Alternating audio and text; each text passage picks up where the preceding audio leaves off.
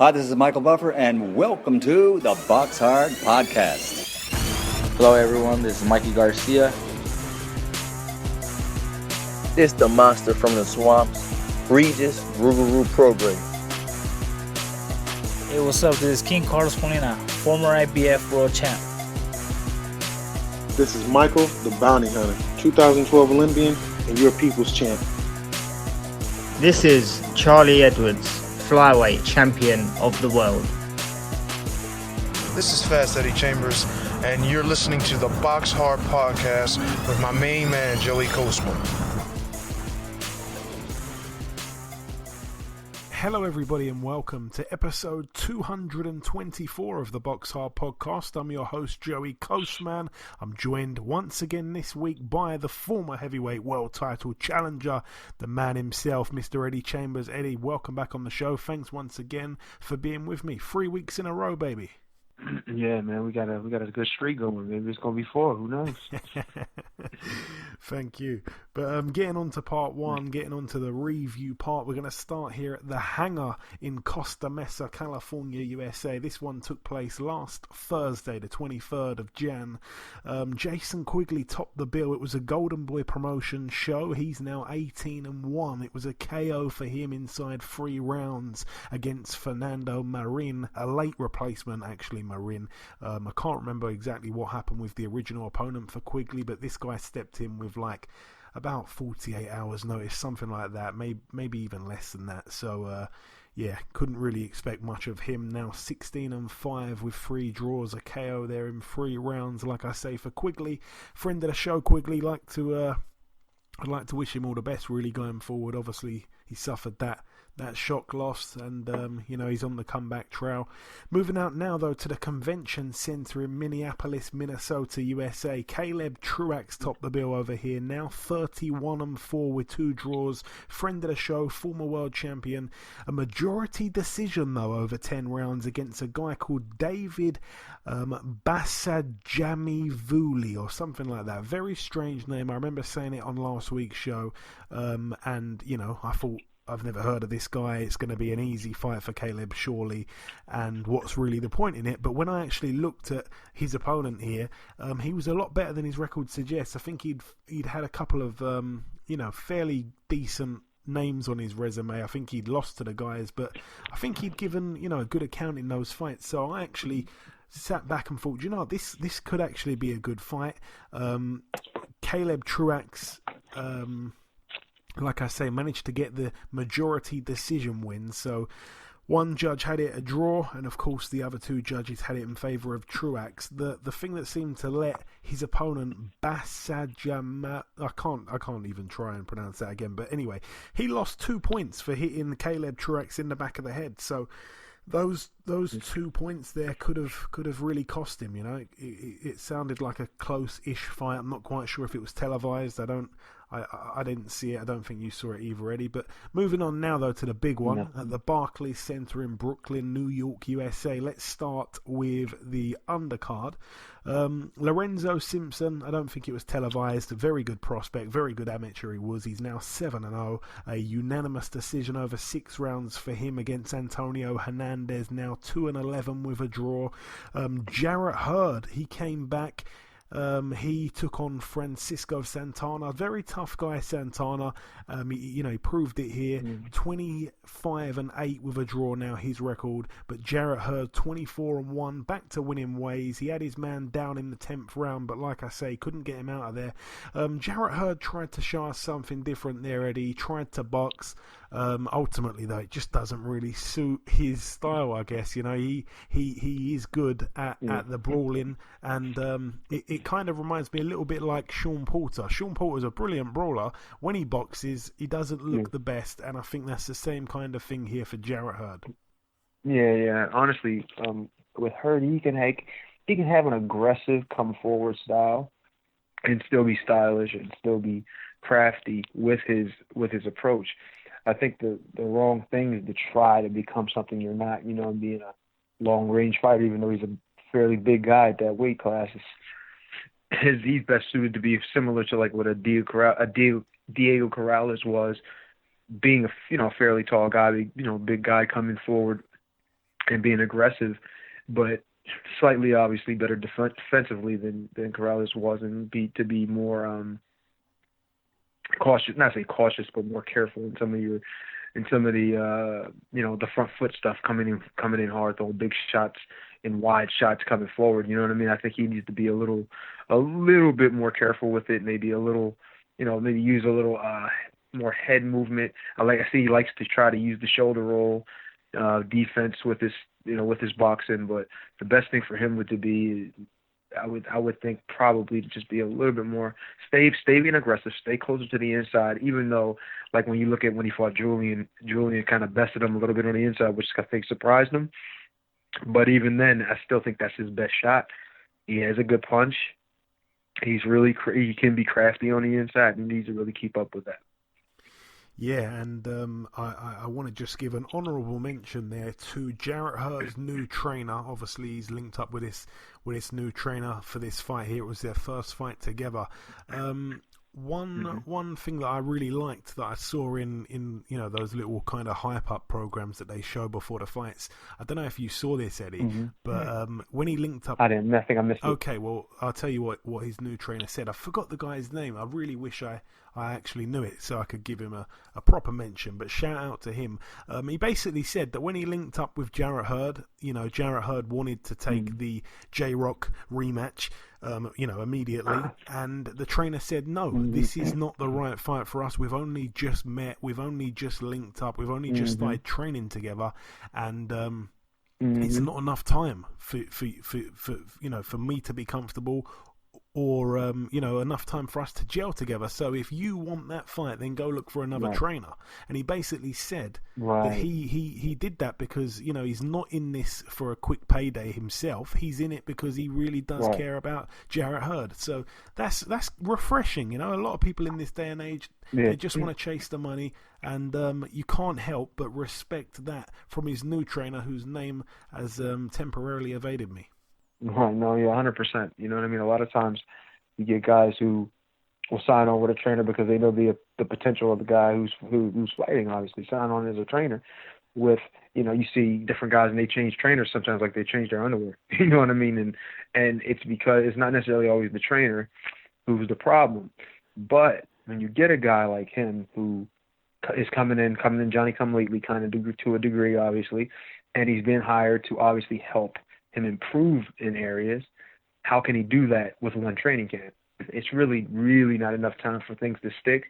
Even if you are a real class fighter and you're even like a Floyd Mayweather who can adjust almost anything, you still need a little time.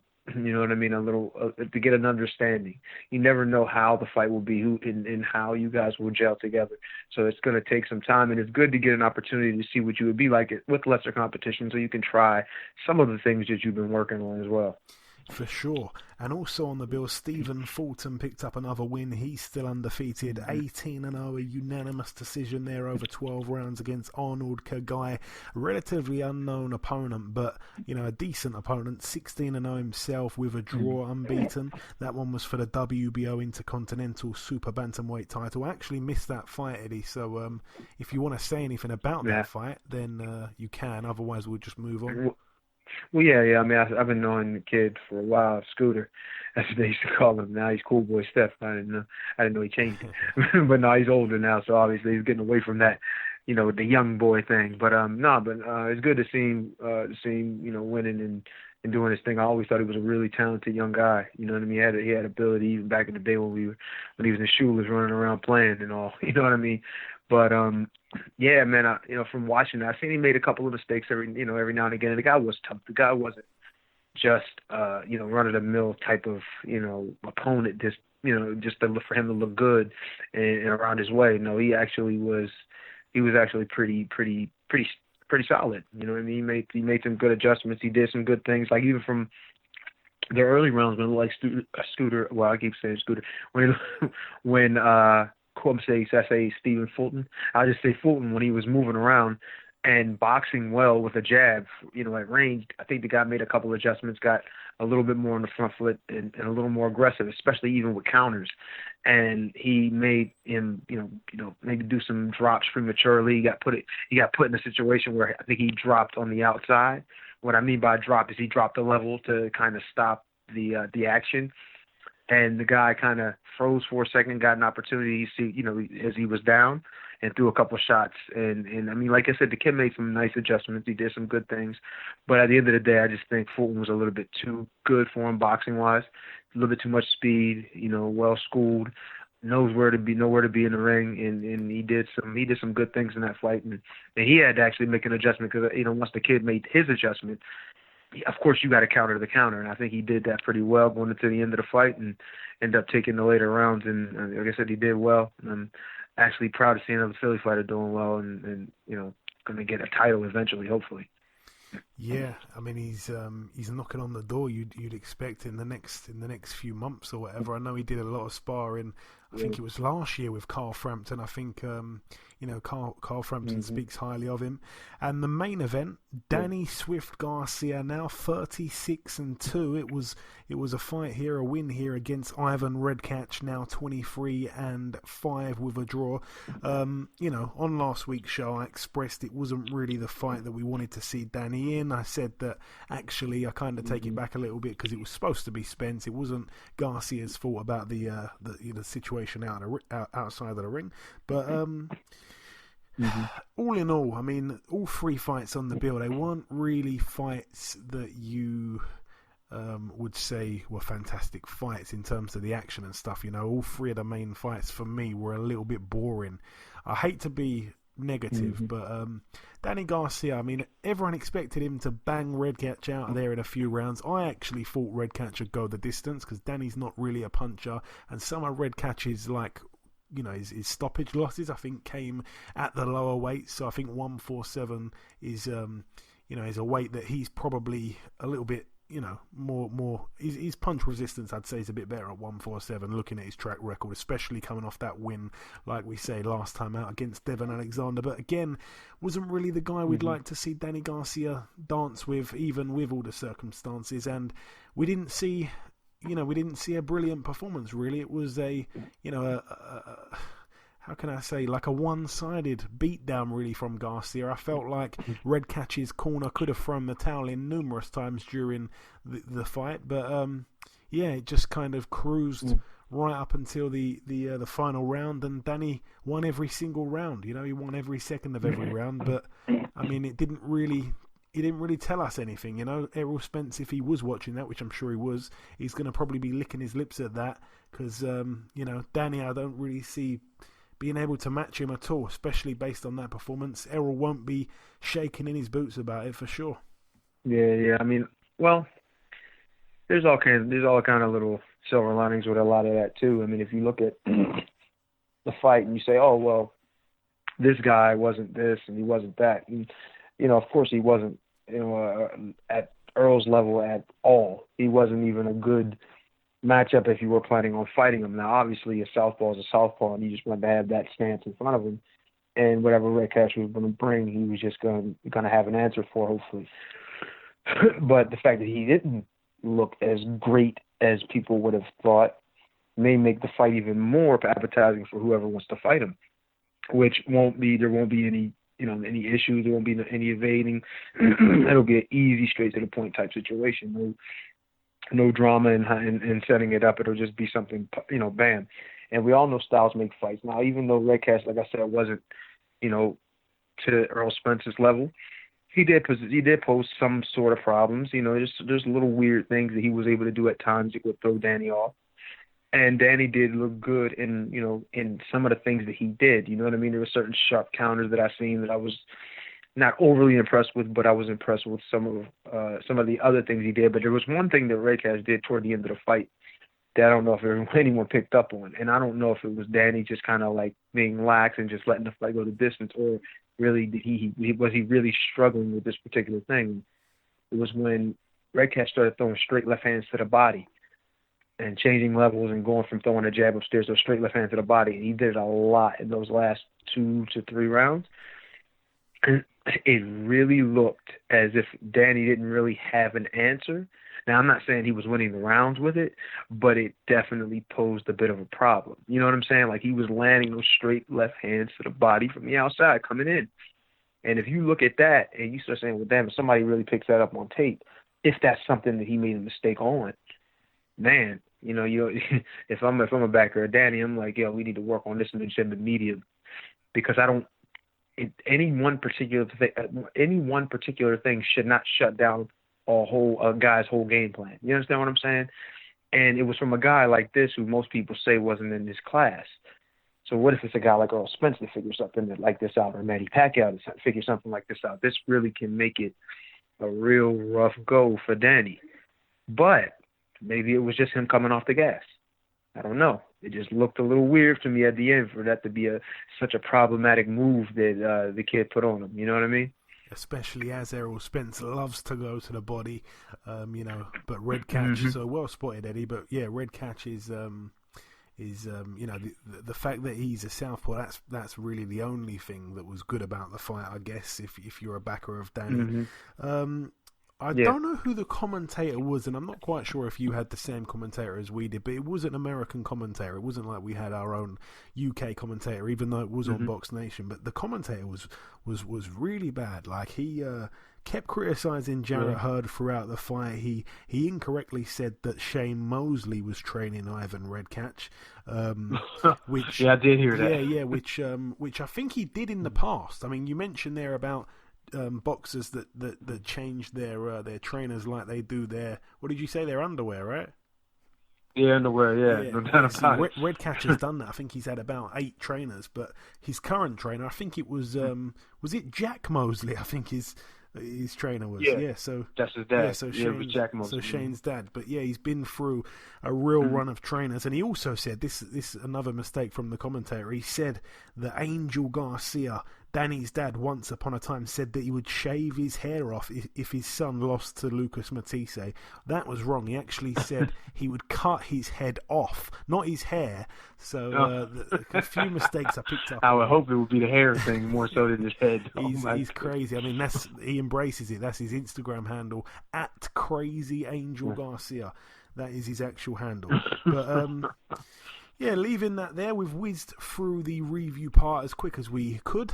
It's now time to welcome our very first guest before we wrap up part 1. Ladies and gentlemen, please welcome the reigning WBC Featherweight World Champion. It is, of course, Mr. Gary Russell Jr. Gary, welcome back on the show, my man. Oh, man, thanks for having me. Greatly appreciate it. It's always a pleasure having you on, Gary. So we last spoke back in May. It was just before the Kiko Martinez fight. I mean, that fight, as we know, ended in the 5th round when the doctor stopped the contest and he pulled Martinez out due to a cut. The fight went exactly the way most people assumed it would go. He wasn't quite on your level. Just from your point of view, though, if you can, just give me a couple words on that performance there. Another win, another knockout win. I prepared myself to the best of my ability. I wish that, I didn't want it to be a Kiko Martinez.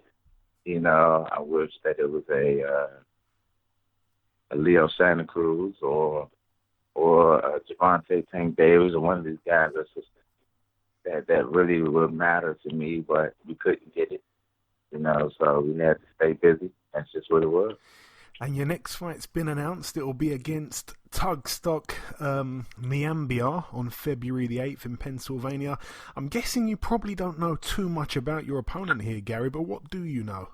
I mean, I know he's a much better fighter than a lot of these other guys that's supposed to be in the upper echelon. I feel he won.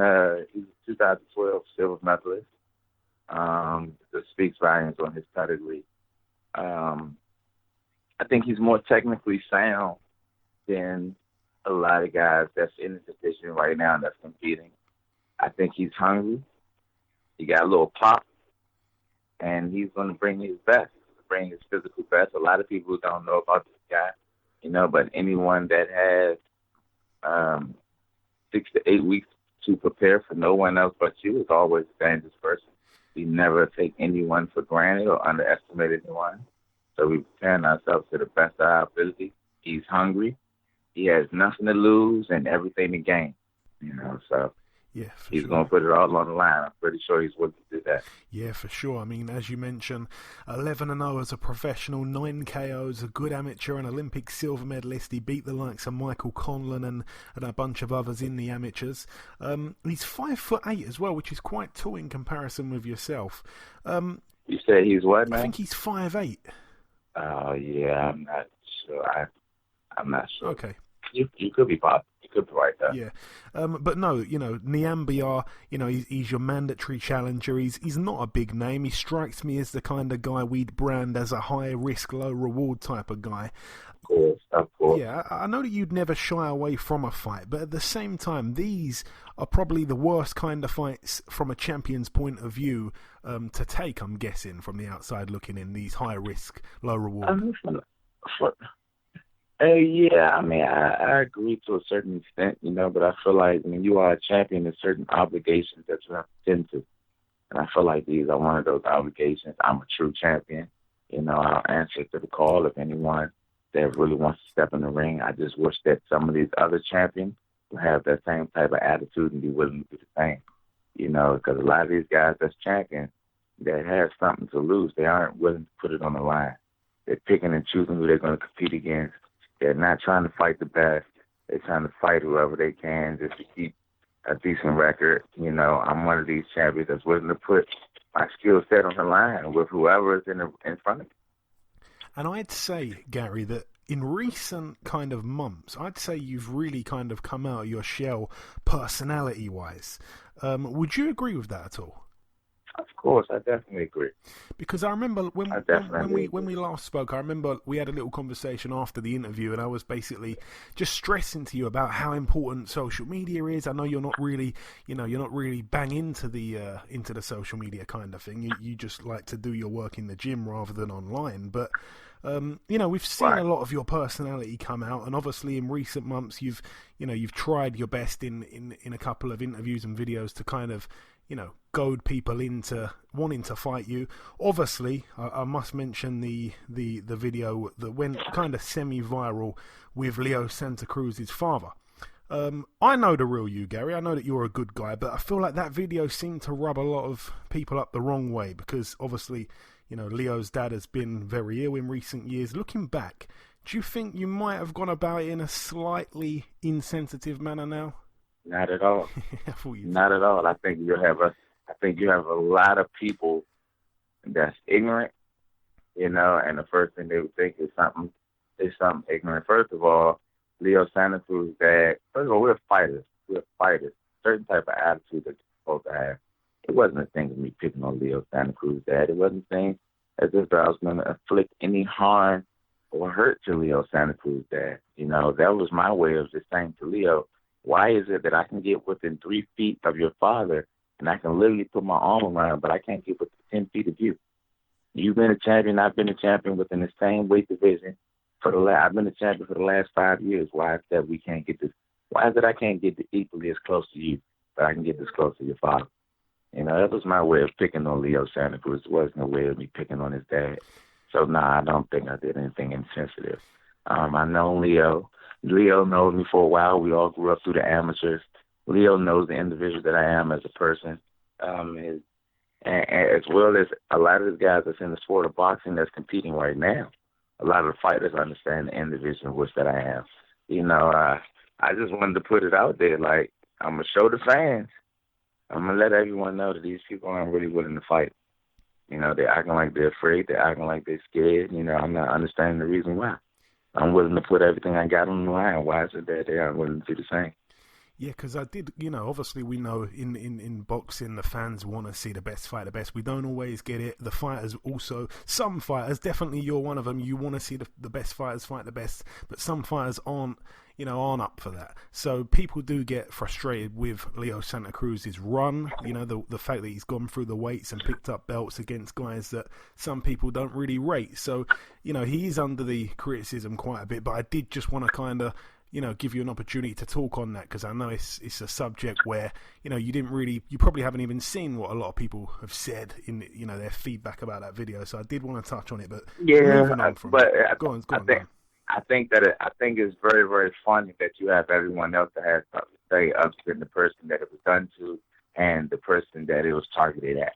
So, I think it's funny that you have these other people that it could awaken a certain level of emotions or a fighting spirit in these people that's not even fighters. Why is it that the fighter isn't possessing that or showing that same type of emotion? That's all I wanted to do. You know how people love to take everything out of context, my man. But leaving that thing in the past, you've made it clear numerous times that you've wanted to fight Gervonta Davis. Most recently, though, you've mentioned about fighting Tevin Farmer, I think perhaps after he had maybe called you out. I want to ask, Gary, who do you want to fight in your next couple of fights? Obviously not looking too far in the future, but you've mentioned about moving up in weight now for quite a while. What is the actual plan, and who would you like to fight in the near future? To be honest with you, God willing, like I said, we never overlook anyone. God willing, we get through this guy, and we're injury free. I would love. I only wanted to stay at 126 just to compete with Leo Santa Cruz. I wanted a unification match. I thought that would have been a great fight for both of us. Apparently, him or his management team, coaching team, or whoever don't feel like it's a good idea of him to do that. So, to be honest with you, I want to move straight to 135. I want to move straight to 35. I didn't want to stop at 130. There was no one at 130 that I wanted to actually compete against until Tevin Farmer mentioned my name and said if he beats Joseph Diaz, he'll welcome me up to 130 to take the fight. He's not even a guy that I had even possibly thought about competing against. That never even crossed my mind. I honestly want to move straight up to 135 and would love to compete against Gervonta Tank Davis. I would definitely want to rematch with Vasily Lomachenko. And I feel like the only way for me to get these fights is to put myself in the weight division in which that they're in. These guys aren't acting like real fighters. If a guy, I'm 100 right now, I fight at 126 pounds. If someone walks in my gym or someone puts out a video and says he wants to fight me, I don't care if he's 150 to 200 pounds. It's the man in me too. I have too much integrity. I have too much, ego and testosterone built up to turn that down. Just morally, I'll step up to the plate because someone wants to challenge me. I will answer the challenge, and a lot of these guys are willing to do it. I will. I wouldn't mind meeting any of these guys at catch weights if need be. It doesn't matter. So at this point, I'm willing to move up in weight, and hopefully me moving up in weight, you will have some of these bigger guys, even if it's not a Gervonta Tank Davis or even if it's not a Vasily Lomachenko right off bat. Hopefully the fact that I'm moving up in weight, you'll have a lot of guys that will look at me as a smaller fighter moving up in weight, and they'll be more willing to take a risk because they feel as they have an advantage at that point. And I'm going to make them look stupid. I want to get your take on actually Shakur Stevenson becoming a champion now at your weight. I know that your immediate goals are kind of to get this fight out of the way and then to look at moving up. But what's your thoughts on him becoming a champion as quick as he did? Obviously a young guy, a good fighter, doing everything right at the minute.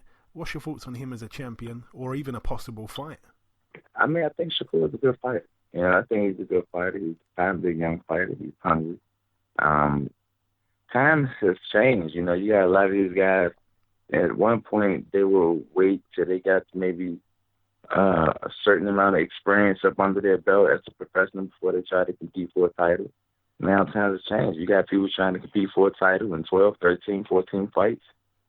Stuff like that. I take my hat off to him. I think he's a terrific talent. I actually like him as a person, as an individual. He came down. We actually worked before. We actually worked with each other before. Mm-hmm. He has a good understanding of who I am as an individual and the skill set in which that I bring into the ring. But he was never anyone that was on my list anyway. It's not like I'm looking past people, but I got a game plan. That was never nobody that I was planning on competing against. After this guy, if I don't get a Leo Santa Cruz next, I immediately plan on moving up in weight. Okay, and I want to get your take on that Joseph Diaz versus Tevin Farmer fight that takes place this week. Obviously, you know both guys pretty well. Who do you see emerging the victor there? Honestly, got Joseph Diaz, Tevin Farmer. I take my hat off to him because he did. He had the opportunity to become a world champion. He got the title at this point. But, he got stopped before. He had 4 losses. People tend to forget about that. I'm not saying that should put a person in a certain category, but it goes to show. His level of the skill set at some point. He has 4 losses. He got stopped before. I think he's a good boxer. I think he definitely can box. He's more technically sound than a lot of these other guys. But he don't got no pop. He don't got enough bite. He don't got enough bite to keep a real dog off of. I don't think he has the punching ability to be able to keep JoJo away from him. I think JoJo's going to walk him down. He's going to keep his hands tight. JoJo's hungry. He's been in the ring with one of the best fighters in the world, with the longest reigning champion, carrying up to date, Mr. Gary Russell Jr. He fought his heart out. He gave it everything he had. What he had wasn't enough when he competed against me, but I definitely thought it ought to be enough competing against Tevin Farmer. I think Tevin Farmer, he can definitely box, but I don't think he has anything to really keep anyone off of him. JoJo can put his hands up and walk forward and start dumping and start touching. JoJo's strong. He's hungry. And JoJo can punch as well, I think he definitely learned a couple things from when we competed. And he's taking that with him into this fight. A real interesting fight that I cannot wait to see. But just finally, my final real question for you, Gary. Whenever we speak, I always like to ask how your brothers are doing. Gary Antonio Russell now 16-0 with 12 KOs. Gary Antoine Russell, when we first ever did an interview, he had 100% knockout percentage at that time. He still got it. 12-0, 12 KOs, all within 4 rounds. How are they doing, and where are they both in terms of their stage in their career at the minute? They're both doing well, man. They're both doing well. I feel like they're developing beautifully. I just can't wait for them to really make this next step to this next phase in the sport of boxing. By the time they get to the point that I am in my career, I expect for both of them to be much further than I am right now. Mm-hmm. They have a ton of talent, a ton of ability. They're hungry, they're focused, they're driven. They're strong. They can box. They can fight. They can punch. I feel like they both have the ability to have the total package.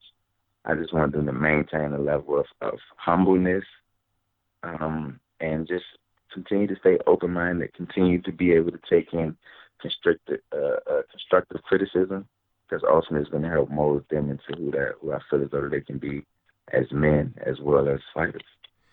Excellent. And just finally, Gary, if you've got any closing words to our listeners, obviously you don't always do, or I should say don't often do interviews with UK media. So if you've got any message, especially for your UK supporters over here, the floor is yours, my friend. Tell Lomachenko I'm coming. That's it. That's all. I don't got too much to say. Tell him I'm coming. Give me my rematch. Okay. I need that. Okay, for sure. Listen, Gary, it is always great catching up with you, my man. Thank you so much for your time. Best of luck for February the 8th, and I'm sure that we'll catch up sometime after the fight. Oh, my goodness. Thank you. I greatly appreciate it, man. To my true supporters and fans, thank you for all the love and support, man. Stay tuned. Fireworks. Okay, now it's time for part 2 on this week's show. This part, of course, the news part of the show.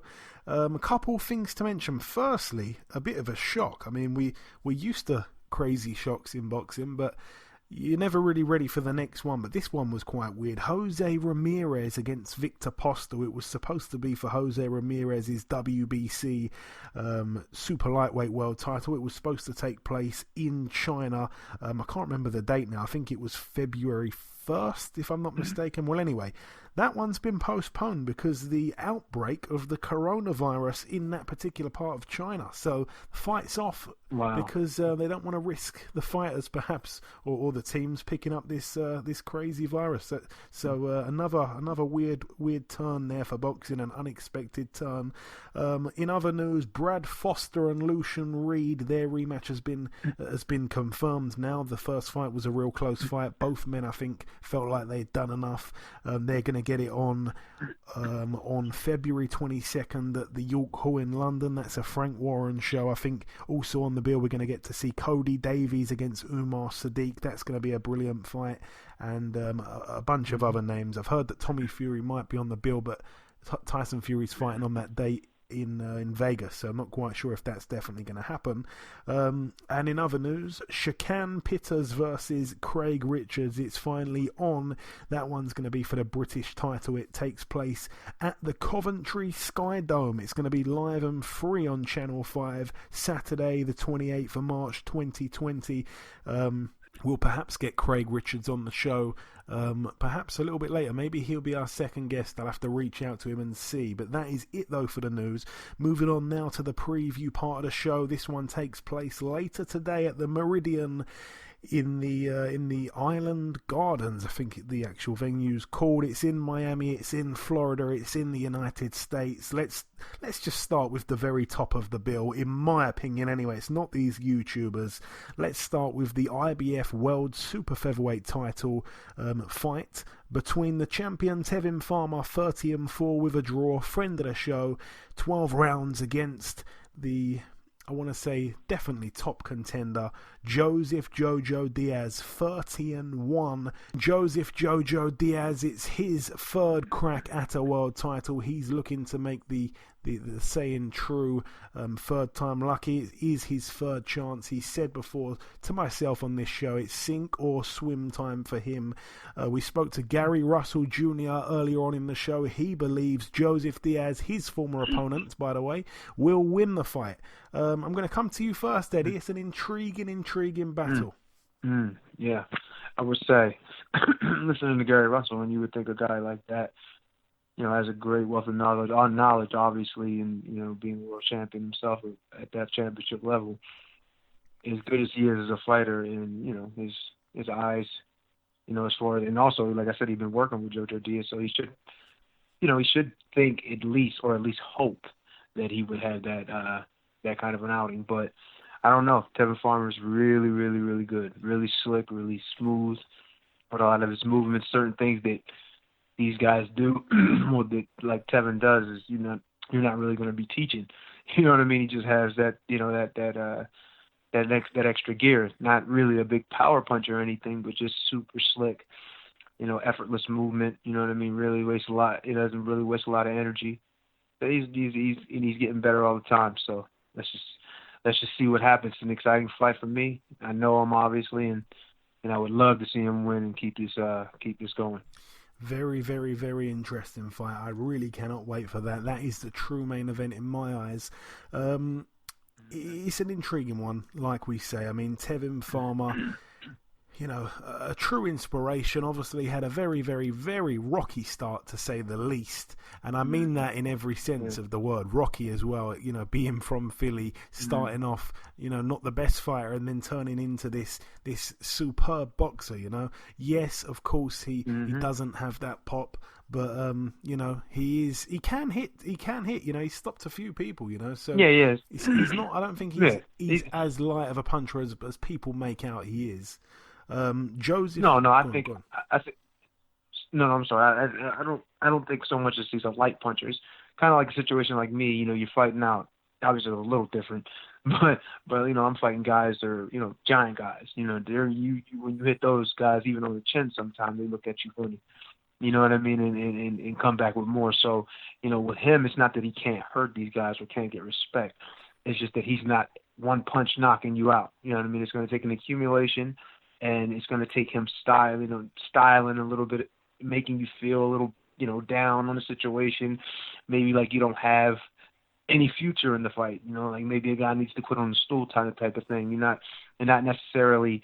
He may not hurt you, but he may hurt your ego. You know what I mean? Your confidence as the fight goes on, and that's another way of stopping people too. So I mean, he has the ability to do both.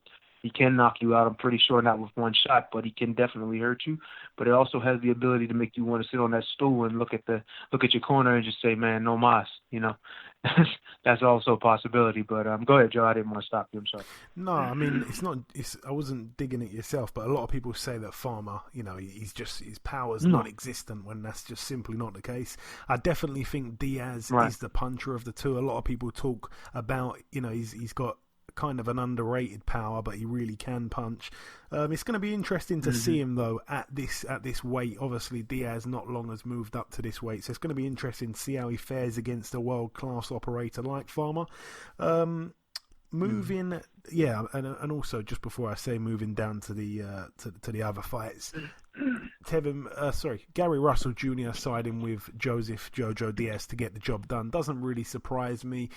Gary Russell pretty much said himself in the interview that he gave me everything he could handle in our fight where I inflicted the sole loss on Diaz's record. He gave me everything he could handle and I could handle it. If he gives everything he can handle to Tevin, I don't think he could handle it. And of course, I think he said in other interviews that if Tevin were to win, then he actually wants to move up and fight Tevin. So interesting fights to see down the line. But leaving all of that there, moving down the card, Demetrius Andrade, 28-0. He puts his WBO World Middleweight title on the line. Friend of the show, Demetrius Andrade, 12 rounds against Luke Keeler, 17-2 with a draw.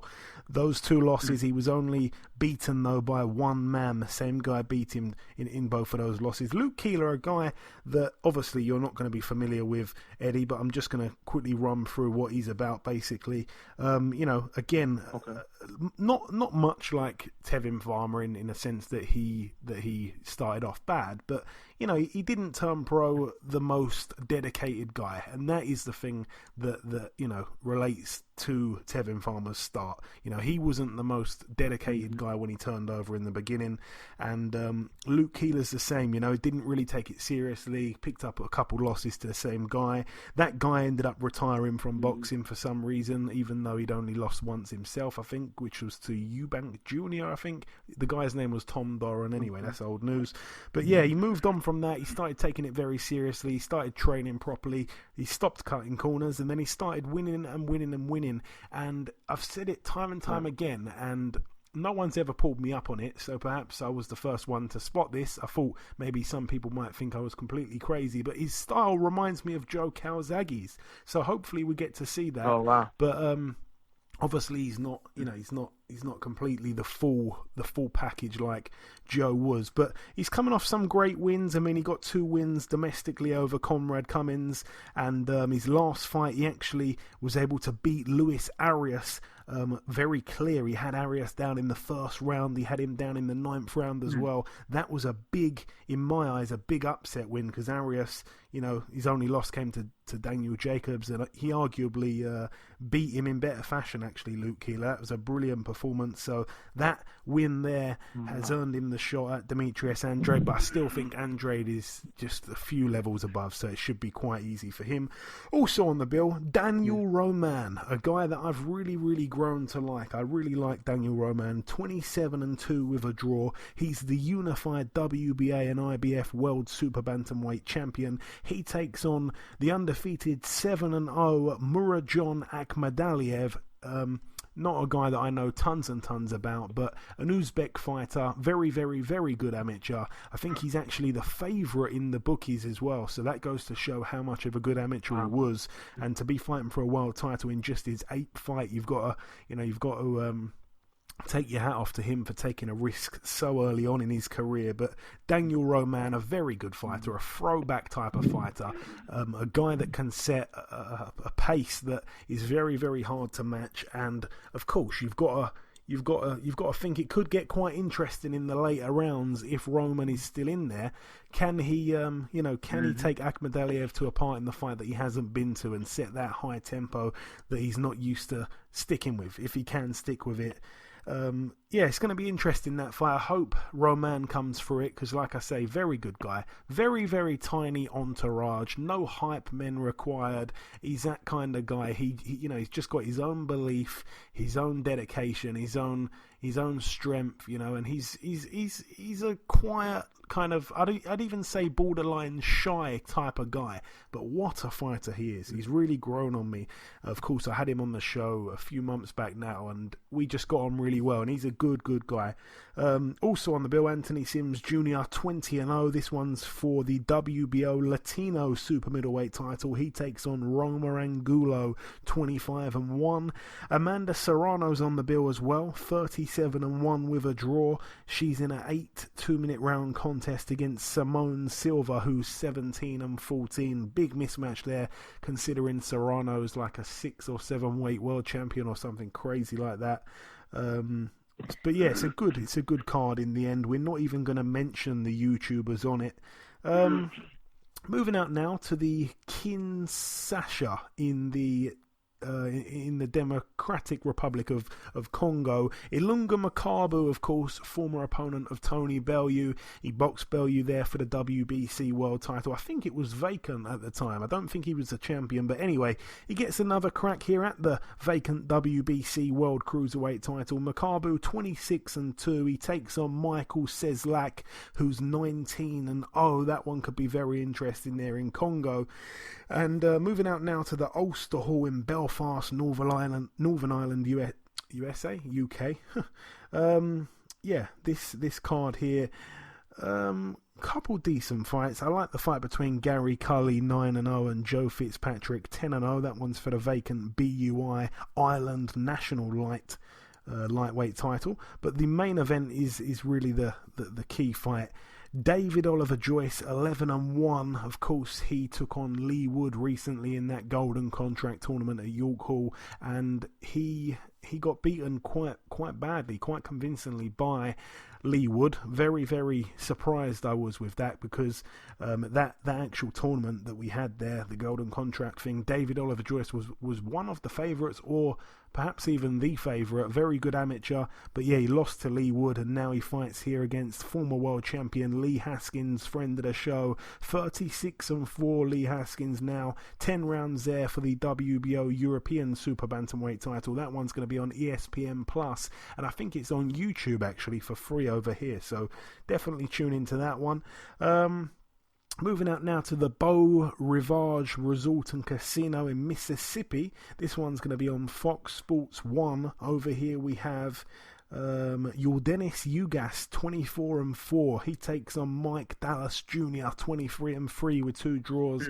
That one's over 12 rounds there. And I think this is the final bill. Yes, it is. It's taking place at the Inn of the Mountain Gods Resort and Casino in New Mexico, USA. Austin Trout, friend of the show. I think he was our first ever world champion on the BoxHard Podcast back in 2015. Anyway, 31-5 with a draw. He's in a 10-rounder against Rosbel Montoya, 17-9 with a draw. It is obviously a little bit of a mismatch on paper, but Austin Trout deserves an easy fight. Time and time again he's boxed these tough fighters. Tons and tons of heart, Austin Trout, coming to the very end of his career, so I'll give him a pass on that one. That's it, Eddie. Really, we've flown through everything there. Any closing words before I let you go? Again, 3 weeks in a row now. You are the best friend I could ever ask for. Thanks for filling in for Ayaz, who has gone missing. I think he's in Pakistan or something like that. But yeah, thanks for joining me once again on this show, Eddie. Oh man, it's no problem, man. No problem at all. Like I said, I enjoy it. You got to help friends. But did want to say one thing, and this is I don't know if this is a boxing podcast without a doubt, and we don't want to stray too far away from what we follow, what we pay attention to. But it was a crazy situation that happened this past weekend. Yeah. One of the greatest athletes that I've ever seen, not even in person, but on television or period. Basketball player. I know. In the UK, basketball is not one of the main sports, so not a lot of people follow it or pay attention, but this name is huge. and for him to be gone is amazing. And I'm speaking of obviously Kobe Bryant, who died recently at 41 in a plane crash with his daughter and I think 8 or 9 other passengers who died. But there were a few kids and their parents, and it was a horrible situation. And for somebody to be as big of a name as an athlete like that, it just shows that it could happen at any time. It doesn't matter how much money you have. It doesn't matter who you are or what situation you live in. At any point, your life could be over. So there's a lesson in this. Is definitely get all your things in order.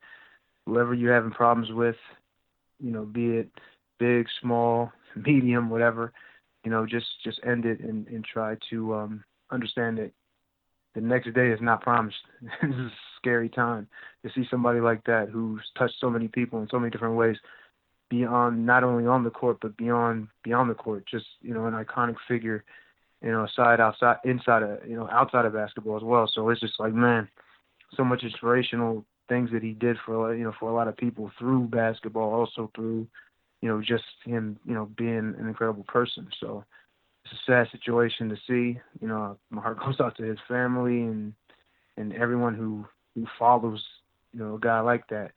It's rough. And I'm telling you, I've been messed up with this for because I'm a huge basketball fan, obviously, Joe, you know this. But man, I've been messed up for this since I heard about it, and that's still really hard to believe. It doesn't even sound right coming out of my mouth. It's really weird. But yeah, I had to say that. Yeah, absolutely. Live every day to the fullest. You never know when it'll be your last. You never get a warning. Well, you do in some cases, but most of the time you don't. It was quite shocking. I mean, obviously, I rang you when I seen it, and I don't really. Yeah. I mean, I don't follow basketball. You know how much I actually hate basketball, Eddie. You're always trying to convince me to watch it. But even when I saw it, I mean, my heart sank because I thought, wow, I know he's such a big name, and I can't really quite believe it. And he wasn't someone of a significant value at all in my life, but it's a shock to my system as well. It is. I mean, he was one of the most famous people in the world. I mean, you go on his Twitter, and he had something like 15 million followers. So he's one of the most followed people in the world. So it's an icon. It's a sporting icon, Yeah, he's most there's so many things that people look at, and I mean, even if he was Kobe the bus driver, it still would be a big thing, like a situation like that where now he's gone from his family. But the fact that he's touched so many people outside of his normal realm, through so many different ways, just being, like I said, being an inspirational athlete, coming from where he came from, which was not necessarily a bad situation. He came from a good situation, but to his attitude and how he ran his business, but also how he played the sport, how he worked harder than everyone else to get to the level that he actually got to, is, like I say, huge inspiration. So many people used some of the things that he's done, in their lives, be it if it was on the basketball court or if you were an accountant, It's just having that, what they call a mama mentality, and people look at it, it's just it's hard to believe. Like like I said, it still just doesn't seem realistic. It's really weird to even think that, damn, this guy is gone and you're never going to see him again. And on top of that, his daughter, only 13-year-old, and the other girls the other kids that were on that flight, or on that helicopter, they're not even going to get to experience some of the things that like we all have. You know what I mean? Even that he had. And it just sucks. Like, I was just seeing something on the screen, and it said his daughter was actually going to try to go to UConn, which is a college over here in Connecticut, and play for their basketball team, and she'll never even get the opportunity to do it. It's just sad, man. It's terrible. Yeah, no, it really is. It really is.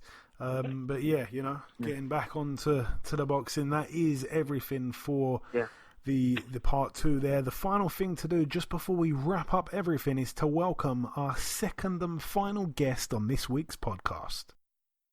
Ladies and gentlemen, please welcome the former British title challenger. It is, of course, Mr. Craig Richards. Craig, welcome back on the show, my man. How are you? You alright? I'm good, my man. I'm good. Hopefully that's the last time I have to call you a former British title challenger.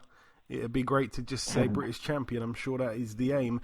Which you will be, the British champion. It will be. So, Craig, we last spoke back in June. It was just before the Andre Sterling fight. I thought that we'd spoken after that fight, but I realised it wasn't on the podcast. It was in Nando's over some chicken. But let's skip that one. Let's go on to the most recent fight. I do want to get a word on that very questionable draw against Chad Sugden. If you can give me a couple words on questionable. that. Yeah.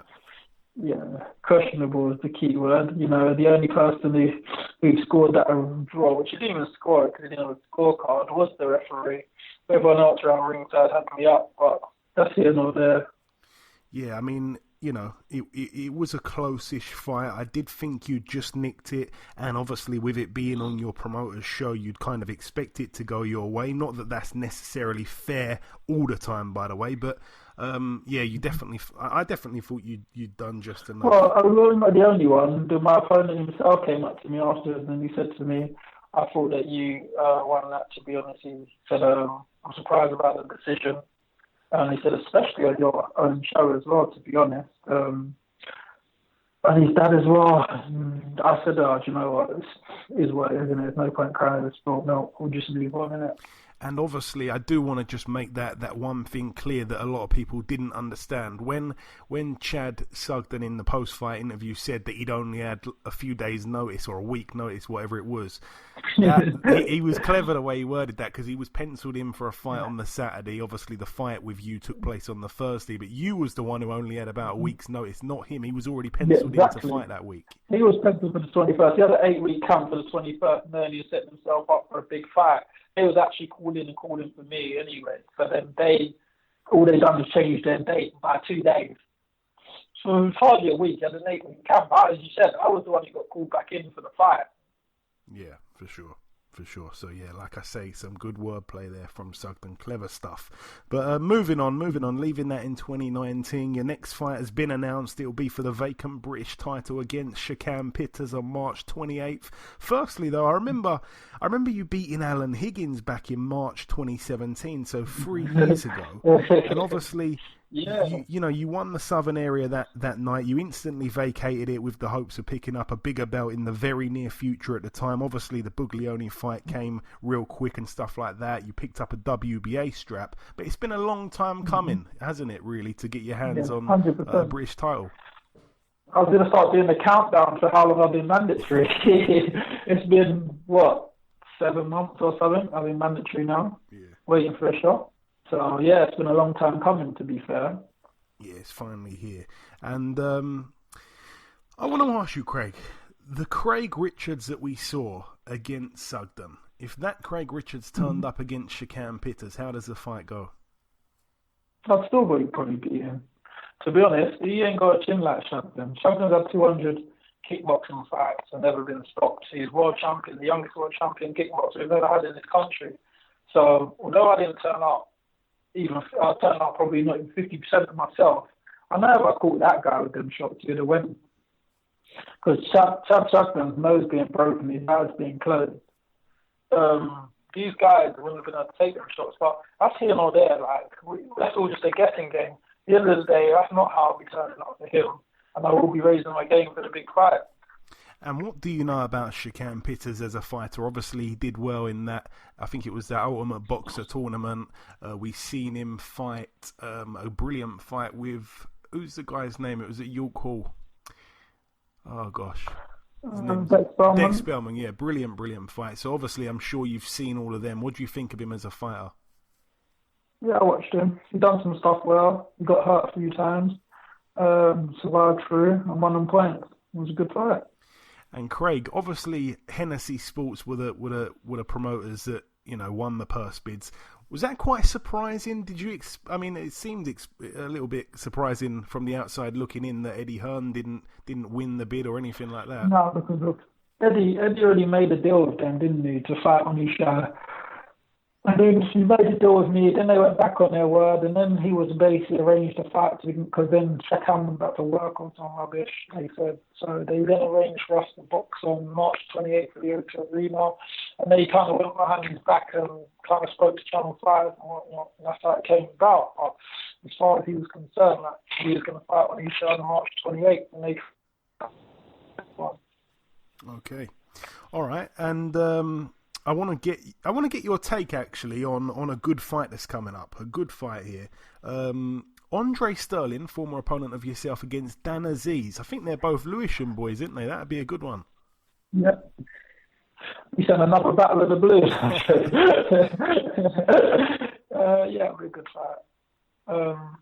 It's really a massive fight for both of them in their stage of their career because the loser is really left in the lurch, really. The winner can push on because if Sterling loses, that's 3 back-to-back losses on the trot. And if Dan Azeez loses, the fact Sterling's coming off 2 losses is not going to look good in his career either. So it's a must-win fight, really. But yeah, it'll be a good fight. I think, if I'm not mistaken, Andre Sterling's fighting later tonight, like in a keep busy against the journeyman. I think he's fighting Daryl Sharp. Oh, is he? Yeah, I think he's fighting Daryl Sharp, who's... Oh, just so he can get the nod for the title. So he can... I suppose, yeah, that's it. But what is he fighting with that? He's fighting... Who's he fighting tonight? He's fighting... Where is he fighting for that? Say that again, Craig. Where is he fighting for that? He's fighting tonight at the Millennium Gloucester Hotel in Kensington. It's a Mickey Elliott show. He's boxing Daryl Sharp, who's 5-70 with a draw. He should come through that. You'd expect I guess. So. What did you make of his loss, by the way, to Liam Conroy? I thought Liam Conroy would win the fight actually beforehand, but he put on quite a show. I thought Conroy looked really good actually. I knew Liam would beat Sterling, if I'm honest. Yeah, I knew he'd beat him. And it was, like Sterling done what he tried to do, spoil. But Liam Conroy's obviously watched these fighters myself and prepared for that and didn't allow him to come and spoil or make it as messy as he did try to make it messy, but I think he was prepared for it.